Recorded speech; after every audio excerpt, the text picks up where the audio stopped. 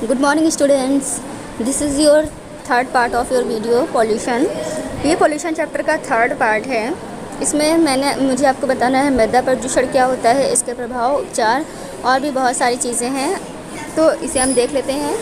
इससे पहले की वीडियोस में हम लोगों ने क्या पढ़ लिया है, हम लोगों ने पॉल्यूशन क्या होता है यानी प्रदूषण क्या होता है, प्रदूषण के प्रकार, और प्रदूषण के प्रकारों में से हम लोगों ने वायु प्रदूषण, जल प्रदूषण, रेडियोधर्मी प्रदूषण और ध्वनि प्रदूषण, ये 4 प्रदूषण यानी 4 टाइप के पॉल्यूशन को हम लोग पढ़ चुके हैं।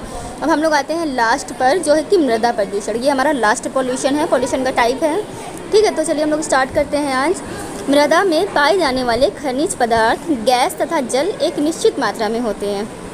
देखिए, अगर हम लोग मृदा की बात करें, मिट्टी की बात करें, तो इसमें क्या क्या पाया जाता है, खनिज पदार्थ पाया जाता है ना।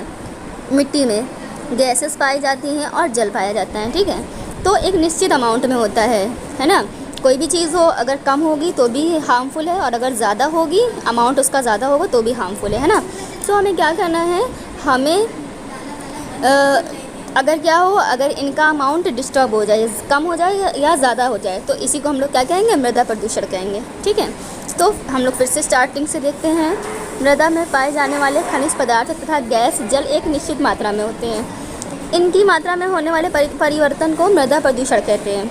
मृदा प्रदूषण के स्रोत निम्नलिखित हैं। कौन कौन से स्रोत हैं? पहला हमारा है खेती में कीटनाशक तथा DDT का प्रयोग भूमि को दूषित करता है।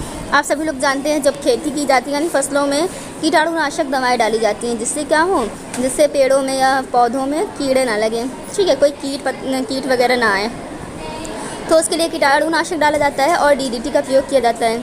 तो ये क्या करते हैं, जब इनको हम लोग डालते हैं तो ये भूमि पर गिरते हैं, यानी भूमि के कांटेक्ट में आते हैं और जो हमारी भूमि है उसे दूषित कर देते हैं। ठीक है, नेक्स्ट है आपका परमाणु विस्फोटों और परमाणु भट्टियों से निकले अपशिष्ट पदार्थ भूमि में मिलकर मृदा को प्रदूषित करते हैं। अगर आप बात करें तो क्या है परमाणु विस्फोटों? परमाणु विस्फोट मतलब जैसे परमाणु बम, नाभिकीय बम का विस्फोट किया जाता है, और परमाणु भट्टियाँ होती हैं, तो इनसे जो अपशिष्ट पदार्थ निकलता है, मीन्स जो वेस्ट मटेरियल निकलता है, वो भी क्या करता है, भूमि को दूषित करता है। क्यों? क्योंकि वो सब भूमि पर ऐसे फेंक दिए जाते हैं और वो जब तक सड़ते गलते हैं और भूमि को डिस्ट्रॉय करते रहते हैं, यानी कि ख़राब करते रहते हैं। प्रभाव क्या है इसका? प्रभाव देखिए, खेती में अधिक रसायनों का प्रयोग भूमि की उर्वरा शक्ति घटा देता है।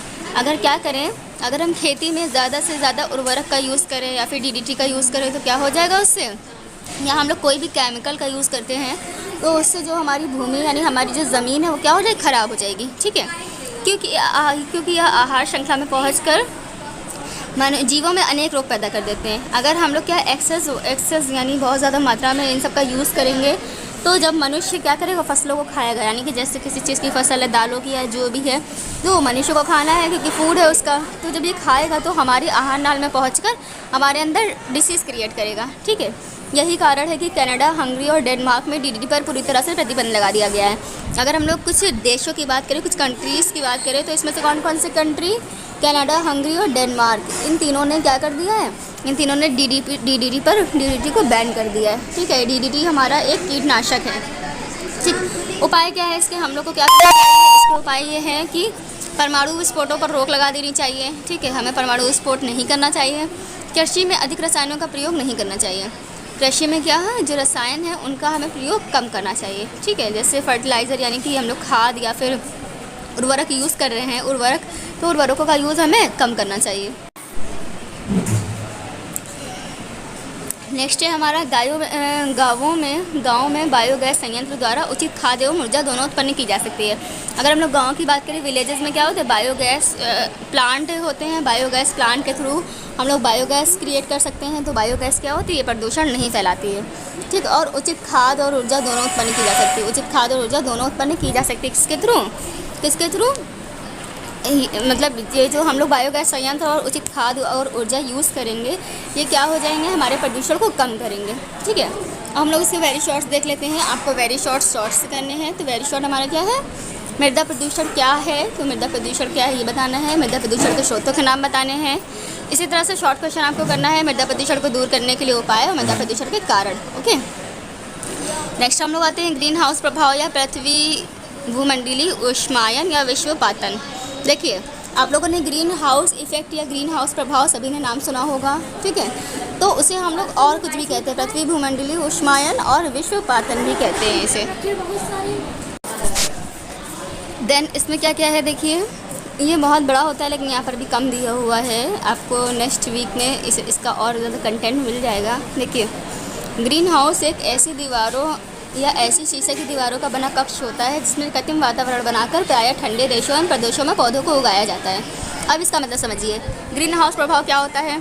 जैसे जो देश या जो जगह बहुत ज़्यादा ठंडी होती है, ठीक है, बहुत ज़्यादा कोल्ड होती है, तो वहाँ पर जब प्लांट उगाया जाता है तो कैसे, क्योंकि प्लांट को तो नॉर्मल टेम्परेचर चाहिए ना वो बहुत ज़्यादा गर्मी में हो सकता है ना बहुत ज़्यादा ठंड में हो सकता है, तो इसे क्या चाहिए, नॉर्मल टेम्परेचर चाहिए। अब जहाँ पर बहुत ज़्यादा कोल्ड है तो वहाँ पर नॉर्मल टेम्परेचर तो हो नहीं सकता, तो उसको नॉर्मल करने के लिए हम लोगों ने क्या किया है, देखिए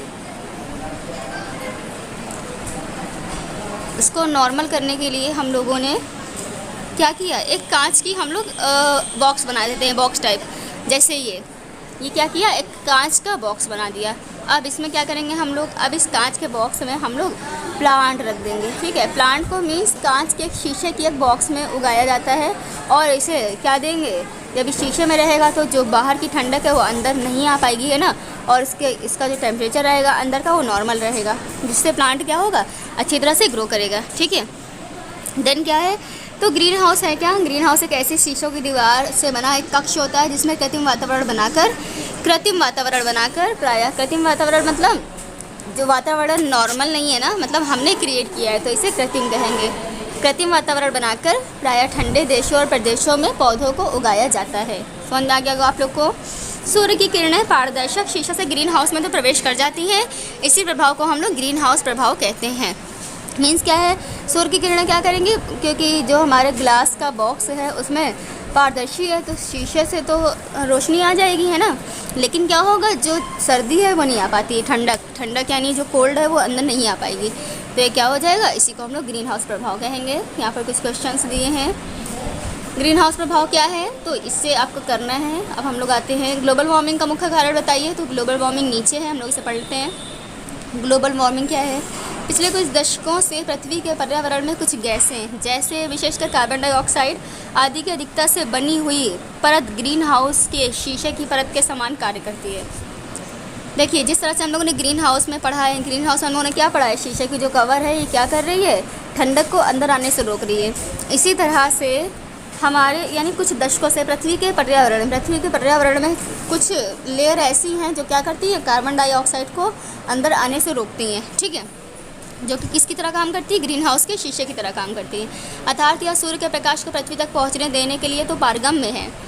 मीन्स क्या है, ये क्या करेंगी, सूर्य का प्रकाश जो पृथ्वी तक आएगा ये तो उसको तो आने देंगी, पारगम्य मतलब होता है आर पार होने देंगी, ठीक है, मतलब क्रॉस होने देगी। परंतु पृथ्वी से गर्म वायु जब ऊपर उठती है तो या उसके लिए अपारगम्य दीवार का काम करती हैं। लेकिन क्या होता है, जब जैसे जो अंदर की गर्मी है, जो पृथ्वी, जब मान लो जब सूर्य है, सूर्य से पृथ्वी पर क्या आ रही, गर्मी आ रही है, रोशनी आ रही है, ठीक है। अब इस गर्मी को निकलना भी तो होगा, तो निकलने के लिए क्या है, निकलना चाहिए इसे, पर ये निकल नहीं पाती, क्यों, क्योंकि एक लेयर है, ठीक है, जो क्या करेगी, इस गर्मी को यानी इस कार्बन डाइऑक्साइड को निकलने नहीं देगी। जब ये निकलने नहीं देगी तो क्या हो जाएगा, जो हमारा एटमॉस्फेयर है, जो हमारा वातावरण है, बहुत ज़्यादा गर्म हो जाएगा, है ना। देन कार्बन डाइऑक्साइड का यही प्रभाव ग्रीन हाउस प्रभाव कहलाता है ना। तो क्या है, देन कार्बन डाइऑक्साइड का यही प्रभाव क्या कहलाता है, ग्रीन हाउस प्रभाव कहलाता है। तथा इससे पृथ्वी ऊष्मायन का खतरा बढ़ता है। इससे क्या हो जाता है, जब लाइट यानी कि जब गर्मी आएगी और जा नहीं पा रही है तो इससे ऊष्मायन यानी कि टेम्परेचर को बढ़ने का खतरा बढ़ा रहता है। संयुक्त राष्ट्र ने अपने पर्यावरण कार्यक्रम में उल्लेख किया है कि आज मानवता के समक्ष भूमंडलीय ऊष्मायन या विश्व तापन सबसे भयावह खतरा है। संयुक्त राष्ट्र यानी कि नेशनल ने क्या किया, पर्यावरण कार्यक्रम एक रखा, उसमें यह बताया कि जो आज सबसे ज़्यादा प्रॉब्लम है वो क्या है, सबसे ज़्यादा प्रॉब्लम यही है कि हमारी जो पृथ्वी है, हमारी जो अर्थ है, उसका टेम्परेचर दिन ब दिन बढ़ता जा रहा है। तो ये सबसे भयावह खतरा है हमारे आगे के लिए, हमारे फ्यूचर के लिए, ठीक है। अब हम लोग क्वेश्चंस देखते हैं। क्वेश्चन देखिए, ग्लोबल वार्मिंग का मुख्य कारण क्या है, तो आप इसको बता देंगे। ये आपका चैप्टर फिनिश हो चुका है, प्रदूषण। अब इससे रिलेटेड कोई भी प्रॉब्लम हो तो आप लोग पूछ लीजिएगा, ओके।